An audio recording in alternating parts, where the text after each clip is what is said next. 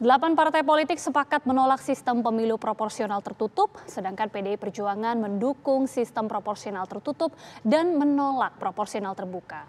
Apakah pertemuan ini juga memberikan sinyal bahkan akan terbentuk koalisi baru? Nah, untuk membahasnya pemirsa sudah bergabung bersama kami politikus PDI Perjuangan Ahmad Basarah, kemudian politikus Partai Demokrat Andi Malarangeng, dan nanti bergabung secara virtual politikus Partai Golkar Ahmad Doli Kurnia, dan juga ada pengamat politik Burhanuddin Muhtadi. Bapak-bapak selamat petang semuanya. Selamat sore. Selamat petang. Selamat petang. Oke, sudah bergabung dan kita juga nanti tentunya masih menunggu Bang Ahmad Doli Kurnia, politisi Golkar yang nanti akan bergabung bersama kita. Saya mungkin awali terlebih dahulu ke Bang Andi yang sudah hadir langsung di studio TV One Pulau Gadung.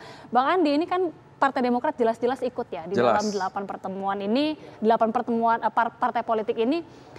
Apa sebenarnya alasan Partai Demokrat ini juga mendukung sistem proporsional terbuka dan menolak proporsional tertutup? Karena jelas bahwa kalau kita kembali lagi ke sistem proporsional tertutup yang dulu itu sistem pemilihnya Orde Lama, Orde Baru itu. Lalu kemudian itu sama saja merampas, mengebiri hak rakyat untuk memilih langsung wakil-wakilnya di parlemen. Karena dengan sistem proporsional tertutup itu cuma tanda gambar partai aja yang dicoblos. Nama-nama siapa yang jadi calon dan akan menjadi wakil rakyat nantinya nggak penting. Karena itu maka kami menolak dengan tegas sistem proporsional tertutup. Ini kayak beli kucing dalam karung. Lalu nggak jelas apa, dan akuntabilitas wakil rakyat nanti kalau sudah terpilih itu bukan kepada rakyat yang diwakilinya, tapi kepada pimpinan-pimpinan partai. Karena pimpinan partai inilah yang kemudian oligarki partai yang merajalela itu yang menentukan dia nomor urutnya berapa. Kalau dia nomor urut 1, ya akan terpilih dia. Mau dia kerjanya, kinerjanya tidak karu-karuan, dikasih nomor urut 1, terpilih lagi terus. Nah, itulah sebabnya ini kalau kita mau mundur, aduh, kembali lagi ke sistem kemunduran terhadap demokrasi, beli kucing dalam karung, dan menciptakan kader-kader jenggot. Akarnya ke atas, seperti jenggot saya ini, akar ke atas, bukan ke bawah kepada rakyat. Itu persoalannya dengan sistem proporsional tertutup. Oke, itu seperti kemunduran dalam demokrasi, beli kucing dalam karung. Kita mungkin langsung ke Bang Basarah, ini dari PDIP. Apa sih sebenarnya Bang, mungkin bisa dijelaskan juga kepada publik dan juga pemirsa, apa sebenarnya alasan mendukung sistem proporsional tertutup ini? Ya, yang pertama kita PDI Perjuangan menghormati pertemuan para pimpinan partai politik hari ini yang menyatakan sikap politik dan sikap hukumnya terhadap judicial review di Mahkamah Konstitusi tentang undang-undang pemilu. Saya kira kebebasan berkumpul, berserikat, mengeluarkan pendapat itu dijamin oleh konstitusi kita, dan kami berpandangan bahwa perbedaan pendapat dan pandangan dalam demokrasi itulah harus kita anggap sebagai sebuah rahmat dalam kita berdemokrasi. Yang kedua, perlu diketahui bahwa PDI Perjuanganlah bukan pihak pemohon judicial review tentang undang-undang pemilu di Mahkamah Konstitusi. PDI Perjuangan dalam hal ini ya dalam posisi yang merespon ketika wacana tentang judicial review itu mengemuka di ruang publik. Karena sikap PDI Perjuangan sejak dulu itu selalu taat pada konstitusi. Setiap sistem pemilu di tahun 1999 sistem tertutup, dan 2024 PDI Perjuangan taat asas. Bahkan saat MK membatalkan sistem pemilu tertutup terbatas menjadi terbuka pada pemilu 2009 dan kemudian dilanjutkan pemilu 2014-2019, PDI Perjuangan juga taat asas. Begitu juga ketika MK memutuskan membatalkan Undang-Undang Cipta Kerja, PDI Perjuangan menghormati itu. Dan oleh karena itu sekali lagi kami menghormati semua pandangan hukum dan sikap hukum dari para peserta pemilu, terutama dari teman-teman partai politik yang menyikapi tentang hal itu. Ya. Nah, kalau mengenai argumentasi tentang bagaimana PDI Perjuangan mendukung sistem proporsional tertutup, ya saya kira masing-masing pihak akan membuat argumentasi sesuai dengan sikapnya masing-masing. Tetapi bagi PDI Perjuangan, sebagaimana yang juga sudah kami sampaikan melalui beberapa kesempatan, mengenai pemilihan sistem tertutup, pertama 3 kali kongres partai kami memang memilih sistem proporsional tertutup. Yang pertama ada alasan konstitusional, di mana di dalam pasal 22E ayat 3 disebutkan bahwa peserta pemilu legislatif adalah partai politik. Bahkan kamar pemilu secara individual, yaitu memilih anggota DPD RI yang basisnya adalah perseorangan, diatur di dalam di ayat 4 di pasal yang sama. Jadi jelas sekali memilih anggota legislatif itu adalah ranahnya partai politik, memilih anggota DPD RI adalah calon perseorangan. Kemudian yang kedua, PDI Perjuangan punya keyakinan bahwa sistem rekrutmen kaderisasi itu sebagaimana tugas partai politik itu kan ada 3. Saya kira ada pengamat politik, Mas Burhan di situ. Pertama adalah melakukan rekrutmen, kedua melakukan kaderisasi, setelah jadi gembleng dalam sebuah tahapan-tahapan dan proses kaderisasi, kemudian partai menugaskan. Apalagi kemudian partai politik dibiayai oleh APBN dan APBD itu 1.000 per suara. Gitu. Nah, biaya dari APBN itu dibebankan kepada partai politik yang salah satu tujuannya adalah agar partai politik membenahi dirinya terutama dalam rangka menyiapkan kader-kader calon pemimpin bangsa di semua level. Nah, tugas itulah yang kemudian harus ditunaikan oleh partai politik dengan menyiapkan kader-kadernya yang memang mumpuni, berintegritas, dan capable dalam melaksanakan tugas-tugas di lembaga publik. Ya. Jadi dengan kata lain, pandangan ini tentu menjadi pikiran kami mengapa kami memilih sistem proporsional tertutup. Begitu, Agita. Oke, kita mungkin langsung ke Bang Burhanuddin dulu ya, karena ini jelas ada 2 pandangan yang berbeda tentang sistem proporsional terbuka dan juga tertutup.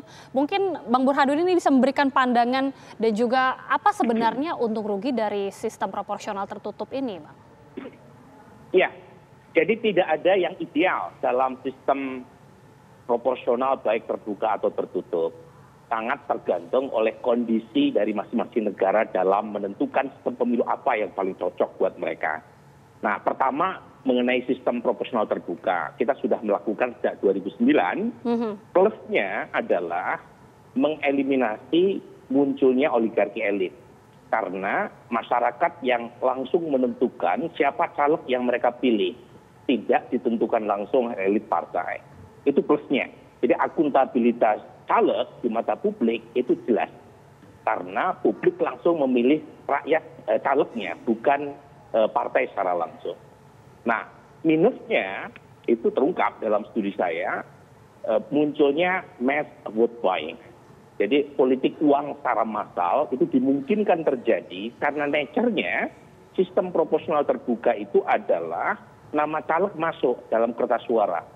Dan dalam konteks nama caleg masuk dalam kertas suara, maka yang muncul adalah kompetisi antar caleg dalam satu partai. Istilah teknisnya namanya intra-party competition. Nah, ketika muncul persaingan antar caleg dalam satu partai, maka tidak ada insentif buat caleg untuk memunculkan program atau ideologi partai. Akhirnya yang muncul adalah diferensiasi individual. Dan ketika masing-masing caleg dalam satu partai memunculkan perbedaan terkait dengan sisi individual, maka yang menjadi senjata pamungkasnya adalah uang. Jadi studi saya misalnya politik uang di Indonesia itu sekitar 33% di 2014, itu peringkat ketiga sedunia. Kita hanya kalah dibanding Uganda dan Benin. Tapi kita juga bisa mempertanyakan, apakah dalam sistem proporsional tertutup tidak ada politik uang? Tentu ada, tetapi sifatnya lebih elitis, yang melibatkan antara elit partai dengan caleg untuk mendapatkan nomor urut. Makanya dulu kita mengenal istilah caleg nomor peci, caleg nomor sepatu. Peci kalau misalnya ditempatkan di peringkat atas, sehingga ketika misalnya suara partai itu bisa ditransliterasikan ke dalam kursi, maka caleg peringkat atas menurut elit partai yang kemungkinan terpilih. Jadi ada plus minusnya. Makanya dalam studi saya tidak mau terjebak soal proporsional terbuka atau tertutup, karena masing-masing ada kekurangan maupun kelebihannya. Kita bisa mencari opsi lain untuk mengurangi kelemahan terkait dengan masifnya politik uang. Misalnya, distrik magnitude-nya itu bisa dikurangi. Jadi alokasi kursi per dapil, itu studi Chang misalnya itu menunjukkan kalau kursi per dapil dikurangi, itu politik uang yang menjadi nilai minus dari proporsional terbuka itu bisa dikurangi secara tajam. Atau misalnya dengan sistem campuran. Atau tentu saja adalah law enforcement. Jadi kan Bawaslu atau polisi tidak cukup keras ya dalam menentukan pelanggaran politik uang yang dilakukan oleh caleg dalam sistem proporsional terbuka. Baik, Bang Andi, ini menarik juga ya diungkapkan oleh Bang Burhanuddin bahwa sistem proporsional tertutup ini tentunya ada plusnya, mampu meminimalisir praktik politik uang. Enggak benar itu. Gak benar itu zaman pemilu Orde Baru, politik uang di mana-mana, mau bentuknya bukan bahwa bagi-bagi sembako oleh pemerintah Orde Baru, oleh partai yang berkuasa saat itu. Yang jelas kalau proporsional tertutup, politik uangnya masuk lagi kepada internal partai. Yaitu, kalau mau dapat nomor 1, Fani Piro. Kira-kira begitu. Politik uangnya semacam itu. Persoalan politik uang itu adalah persoalan berbeda lagi. Bukan persoalan sistem pemilu, tapi campaign finance reform.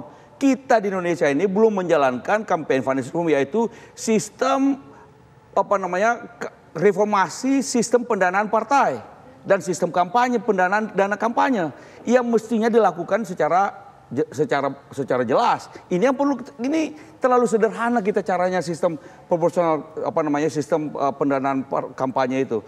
Jangan di-blame semua sistem proporsional terbuka. Enggak, kemudian kalau sistem proporsional tertutup lalu sepertinya tidak ada politik uang. Nah, itu kesalahan besar.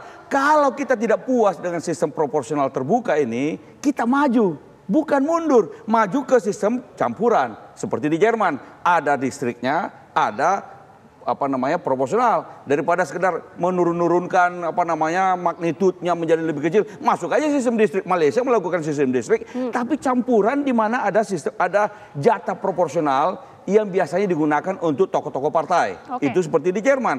Mau lebih canggih lagi, ya sekalian sistem distrik. Atau lebih maju lagi, sistem preferensial seperti di Australia. Di mana mengurangi ekstremitas. Kalau di Australia itu, sistem preferensial namanya. Nah karena itu bukan solusinya kita mundur, tapi kita maju. Kalau dari mengatakan bahwa, dalam konstitusi kita, dalam undang-undang mengatakan bahwa yang namanya peserta pemilu itu partai politik. Betul sekali partai politik di hampir semua negara, kecuali negara-negara kecil, itu sistem peserta pemilu adalah partai politik. Nah, partai politik ini bertugas untuk menyiapkan kader-kadernya untuk menjadi calon legislator. Nah, dalam rangka menjadi dari proses calon legislator menjadi legislator, disitulah sistem pemilu. Mau pakai proporsional, distrik, campuran, dan segala macam. Itu bukan kemudian kalau sistem peserta pemilu adalah partai politik lalu kalau gitu harus tertutup. Bener aja. Lalu rakyat punya hak mau dirampas begitu saja. Baik, kita juga nanti usai jeda akan mendengarkan tanggapan juga dari politikus Golkar. Namun usai jeda pemirsa, saat lagi kami kembali.